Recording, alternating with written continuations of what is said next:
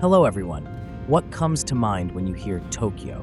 You probably imagine urban landscapes like the ones you're seeing right now. But believe it or not, this island is also part of Tokyo. Today, let's escape the hustle and bustle of the city and explore Tokyo's natural beauty.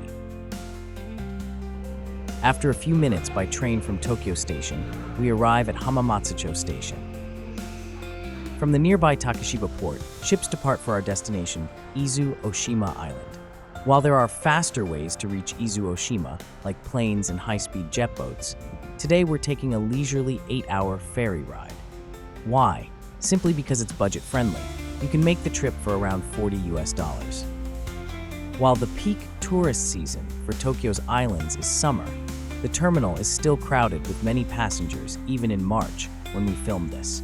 Although there are shops inside the terminal, they're quite small, so I recommend doing your shopping before arriving at the terminal.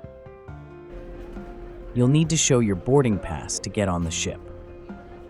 You can either purchase your ticket on the day of travel or book it online in advance and pick it up at the terminal on your departure day.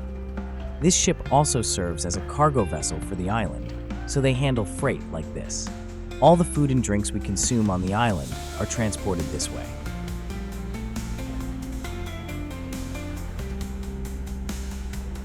The ship departs right after boarding. Being a new vessel, it can move sideways, allowing for a smooth departure from the dock.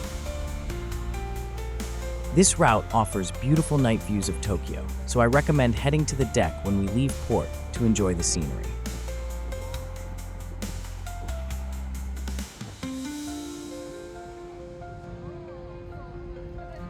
There are several types of rooms available, but I chose a semi-private room. You can maintain your privacy by closing the curtains, and there's also an electrical outlet.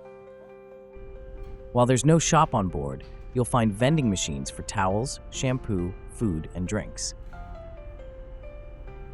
There's also a shower room you can use for 100 yen. At 6 a.m., we arrived at Izu Oshima Island just as the sun was rising. The island has several ports, and the landing location varies depending on wind conditions. Today, we docked at Okada Port on the northern side, which is quite far from the town center. Izu Oshima is the largest of Tokyo's islands, so many passengers disembark here. While the island bustles with swimmers in summer, you'll see many people carrying fishing rods during winter. Remember to present your ticket stub when getting off the ship. When the ferry arrives, buses depart to various destinations across the island. While rich in nature, the island is easy to explore since there's a bus service running about once every hour. Instead of taking the bus, we decided to head to a nearby bakery called Shimajima to get some breakfast. As we walk from the port, there's a steep hill with beautiful views. Thanks to Tokyo's substantial tax revenue, the roads are very well maintained and properly equipped with traffic signals. When we reached the top of the hill, the ship was no longer in sight. It makes us feel a bit lonely, but we'll be boarding that ship again tomorrow afternoon. We've arrived at the bakery. I bought some onion bread and cinnamon rolls. The bread was absolutely delicious. This is the only shop near the port that opens early in the morning, so I highly recommend getting your bread here. Let's take the next bus and head to the eastern side of the island.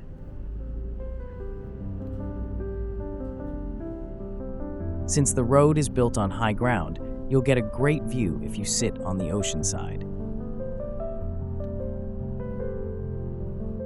I got off at the final stop, Oshima Park bus stop. This island is famous for its camellia oil. Many camellia trees are grown here and processed into oil.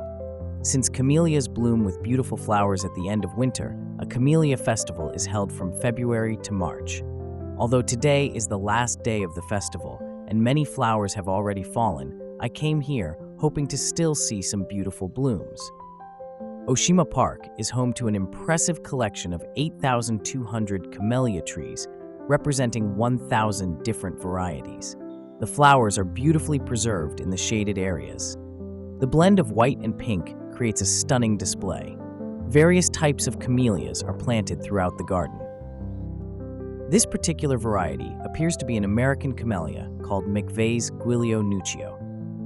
I've heard that this garden contains 1,000 different camellia varieties from around the world, which means botanists have studied and named 1,000 distinct types of camellias alone. You can really see the results of their dedicated research here. When you squeeze these camellia seeds, you get camellia oil. This oil is known to be good for your skin and is sold worldwide as a cosmetic product. Since it's an edible oil, you can of course use it for cooking. I'm really looking forward to tonight's dinner as we're planning to have tempura fried in camellia oil. This park also has a zoo. Both viewing the camellias and visiting the animals are free of charge, thanks to Tokyo Metropolitan taxes. Since we have some time until our bus arrives, let's check out the zoo. The first thing that catches our eye is the capybara. In Japan, capybaras are very popular animals. During winter, you can often see them on the news, relaxing in hot springs. It seems that both humans and animals living in this country share a love for hot springs. The view of the ocean from this zoo is absolutely breathtaking. I can say with certainty that these animals have a better view from their enclosures than most Tokyo taxpayers have from their homes. You can see some large animals here, like camels. While this zoo isn't very big, it's clean and pleasant with fewer tourists, which makes it quite a nice place to visit. I heard music in the distance, so I decided to check it out. It seems the Camellia Festival has just begun. There are traditional dances and taiko drum performances taking place.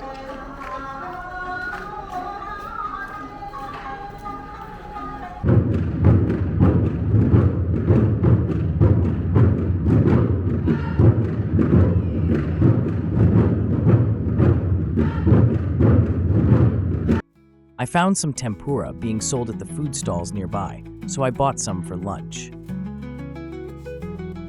After spending some time enjoying the festival, I'll catch a bus heading to the central part of the island.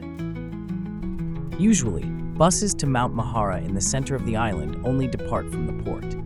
However, today, there's a special shuttle service from the park due to the festival. I'm happy that it cuts the travel time in half. After a 30-minute bus ride, we've arrived at the entrance of Mount Mihara. At an elevation of 550 meters, we're getting quite a nice view. The town you can see below is Motomachi, the largest town on this island. Those mountains visible across the ocean are part of Honshu, specifically the Izu Peninsula. On a clear day, we should be able to see Mount Fuji to our right, but unfortunately, it's not visible today. We're about to climb Mount Mihara, and this is the last place where you can buy drinks. It's also the last spot with restroom facilities, so let's make sure we're prepared.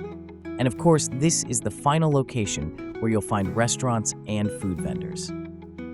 This is Mount Mihara, the symbol of this island. It's now 1 p.m., and we're going to climb this mountain to reach the hotel on the other side. We hope to make it to the hotel by 6 p.m. before sunset. The road is paved for tourists, making it easy to walk. As you walk along, you'll notice there are no tall trees. They appear to be trimmed to the same height. This is actually due to the 1986 eruption of Mount Mihara. Mount Mihara erupts periodically, and as you get closer to the summit, the trees become scarcer due to the effects of magma and volcanic ash. The black areas you see on the mountain are volcanic rocks. The 1986 eruption was so massive that all residents of the island had to evacuate for a month. While there hasn't been an eruption in about 35 years, the mountain continues to expand, and experts say it could erupt again. Since tourism might be restricted for a while after an eruption, I'd recommend visiting sooner rather than later. Due to the possibility of volcanic eruptions, there are numerous shelters along the hiking trails. In case of an eruption, you can take refuge in these shelters to protect yourself from falling rocks. The idea is to observe the situation and evacuate before the magma arrives. While a sudden eruption without warning is unlikely, it's wise to remember the locations of any shelters you come across.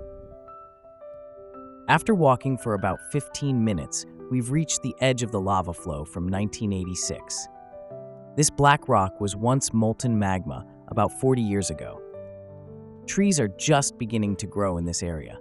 These young trees will likely be consumed by lava again before they can grow into large ones. As we reach the middle of the slope, the incline gets steeper. You'll definitely need to bring some drinks with you. After an hour of hiking, we've reached the observation deck at an elevation of 680 meters. With no trees blocking our view, the scenery is absolutely spectacular. The climb was definitely worth it. Looking down from here, you can clearly see the blackened area where lava flowed back in 1986.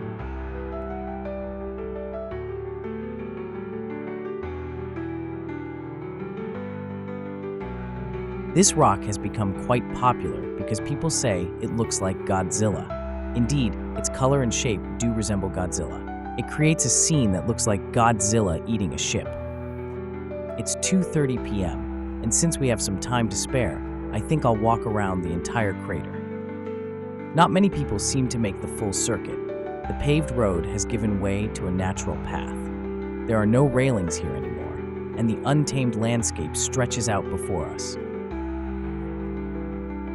Solar panels and what appear to be GPS antennas are installed at various points on the mountain. These GPS devices likely monitor the mountain's expansion, triggering volcanic warnings if any abnormalities are detected. It's reassuring to see various safety measures in place, not just the shelters.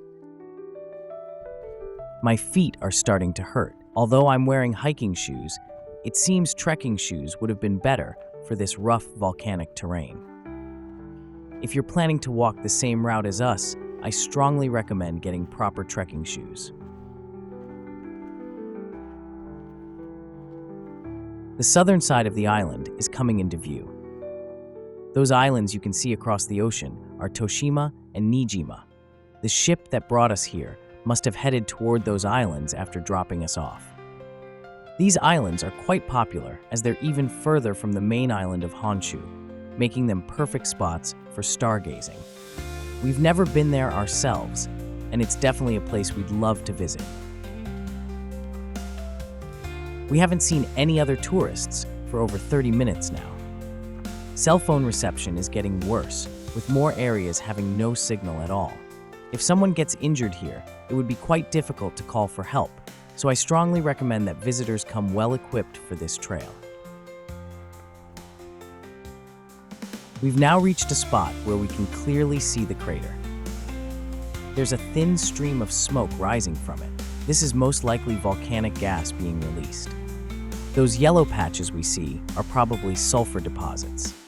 Although this volcano hasn't erupted for a while, we can tell it's still very much alive with energy. On the southern side of the island lies a desert known as Urasabaku. It's quite remarkable that Tokyo has a desert within its boundaries. Yes, Tokyo is indeed vast. What's particularly interesting is that this is the only place in Japan that's officially designated as a desert. You can actually drive through this desert, and if you rent a specialized four-wheel drive vehicle, you'll be able to explore this unique landscape with ease. We've reached the highest point of elevation. It's 750 meters above sea level. We climbed about 200 meters from the bus stop. Since there aren't many trees here, climbing just 200 meters rewards us with spectacular views, making this an excellent mountain for sightseeing.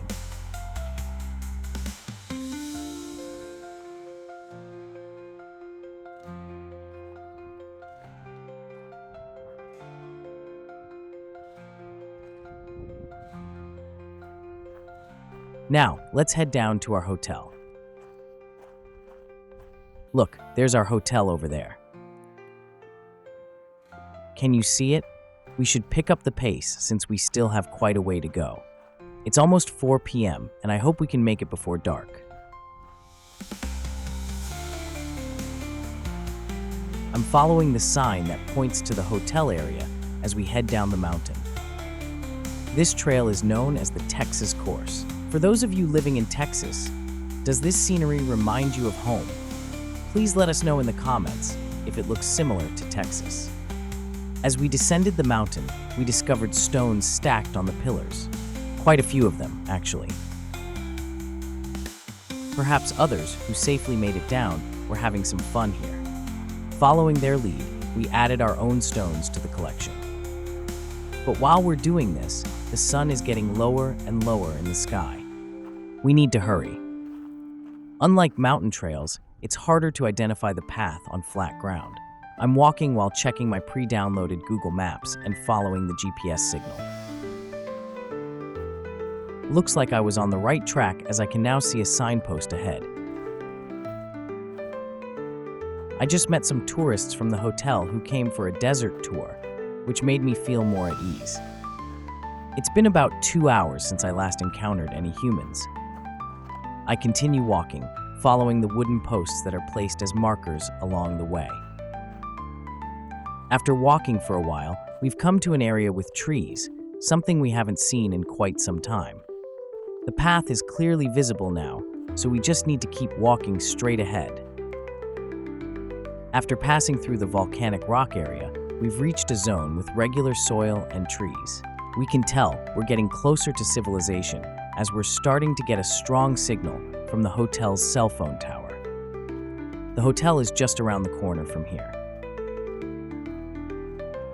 At 5:30 p.m., we arrived at Oshima Onsen Hotel before sunset.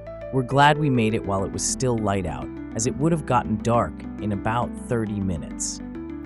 Now let's check in. Let's take a look at today's room. Wow, we have an incredible view of Mount Mihara that we climbed earlier. I've stayed at many hotels, but this view is absolutely top class. While there's a hot spring in the hotel, our room also comes with its own bath. The bathroom is spotless too. Though it's an older building and shows some age, everything is kept very clean. Now, I hear dinner is ready, so let's hurry down to the dining room. Now, for dinner, our main dish is tempura fried in camellia oil, as I mentioned earlier. We'll coat it generously with tempura batter and fry it up. Compared to regular oil, it has a lighter, more delicate taste that's really delicious. This amount of oil probably costs around $10, making it quite a luxurious meal. Camellia oil is a premium product, mainly used in cosmetics, and it's rarely used in cooking, so this is actually my first time trying it. When you visit Izu Oshima, I definitely recommend giving it a try. So it's the next day. After all that exercise yesterday, I had dinner, took a dip in the hot spring, and fell right asleep. The view of Mount Mihara from the hot spring is absolutely spectacular. Though of course, it was pitch black at night. I heard we can access the hotel's rooftop observation deck, so I came to check it out. Mount Mihara looks beautiful today as always. And on the opposite side, you can see Mount Fuji. Looks like we've got another day of great weather. Breakfast was served buffet style, so I could choose whatever I wanted to build up my energy for today's sightseeing. Now we're heading to Habu, a town located on the southern side of the island. Along the way to Habu, there's a spot where you can clearly see the geological layers. These layers were exposed when they cut into the mountain to build the road. When Mount Mihara erupts, volcanic ash accumulates and darkens the soil. During normal times, the soil remains lighter in color, creating this distinctive appearance.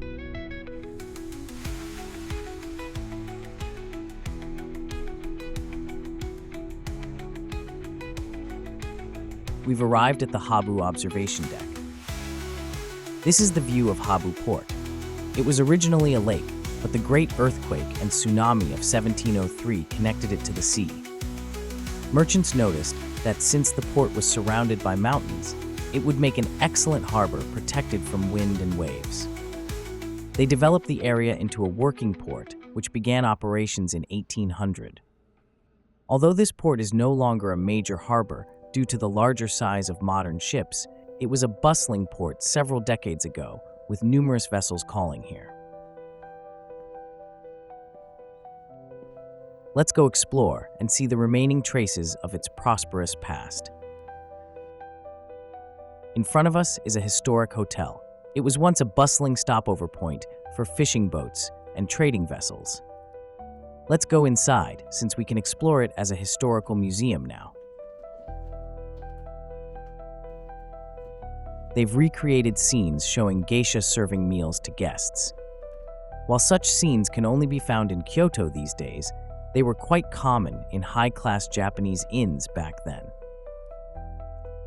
The guests appear to be dining on sashimi, turban shells, rice, miso soup, and pickled vegetables. Interestingly, this menu isn't too different from what you'd find in traditional Japanese hotels today. Let's climb these steep stairs, which are quite common in old buildings, to reach the second floor. Here's a photograph of Habu Port, taken in 1951. An incredible number of ships are anchored in the harbor. This must have been during the port's golden age. It's time for lunch. Let's head to a ramen shop located on a small hill above the port. Look, there's Godzilla eating ramen. This ramen shop won the gold prize at the 2022 ramen contest. I can't wait to try it. I ordered their signature ramen made with island nori seaweed. While the ramen itself was delicious, I was truly impressed by the quality of the nori. The seaweed was so good that I ended up buying some from their souvenir shop to take home. I also tried their gyoza dumplings on the side. These dumplings were packed with juicy meat filling, and they were absolutely delicious as well. After enjoying our meal, we headed back down to the port area. The narrow streets and old buildings here really give you a sense of history. In the past, these streets must have been bustling with fishermen and sailors. While the old hustle and bustle may be gone now, many of the historic buildings have been converted into cafes, allowing visitors to experience these architectural memories while exploring the area. Though we'd love to stop for some tea at one of these cafes, it's time for our return ferry, so let's head back to Oshima Port. Japan has many scenic spots, but the ocean views from bus and train windows might be the most quintessentially Japanese scenery. I personally love these kinds of views.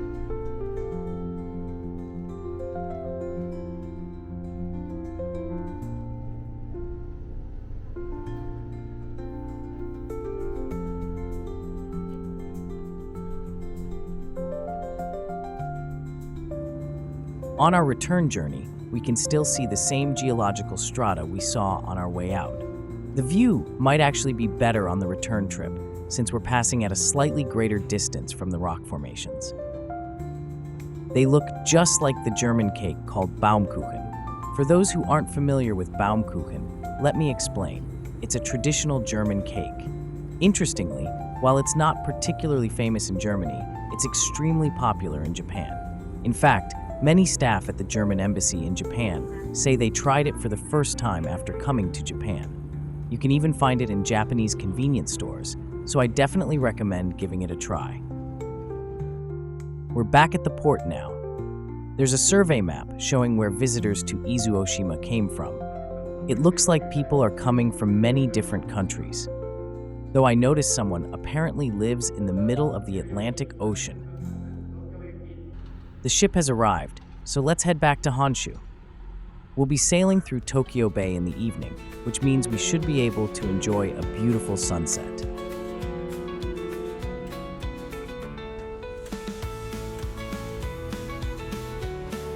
Unfortunately, it seems we won't get to see a beautiful sunset due to the cloudy weather. However, Tokyo Bay is also known for its impressive man-made structures, so let's take a look at those. What you're seeing now is the Tokyo Bay Aqualine. It's a unique highway that's half bridge and half tunnel. The building you can see there is a highway rest area. Haneda Airport is also clearly visible. It was built on reclaimed land from the sea. Many airports in Japan's major cities are actually built on artificial islands in the sea. This is because Japan has limited land, so creating new land was the only way to build runways. In fact, Japan is home to half of all offshore airports in the world. Finally, a Yakitabune boat sailed alongside us. This is a traditional Japanese cruise boat where you can enjoy dining while sailing around Tokyo Bay and rivers for several hours. Some boats even offer a unique service where you can fish and eat your catch as tempura. During fireworks festivals, it's quite luxurious to watch the show from these boats while enjoying sake and dinner. Now we're back at Takeshiba Port. From here on, you'll see the Tokyo that most people imagine. However, I hope this video has shown you that Tokyo has many different faces and landscapes. When you visit Tokyo, why not spend a couple of days exploring its remote islands? Thank you for watching. Let's meet again somewhere. Please subscribe, like, and feel free to leave any questions about Japan in the comments.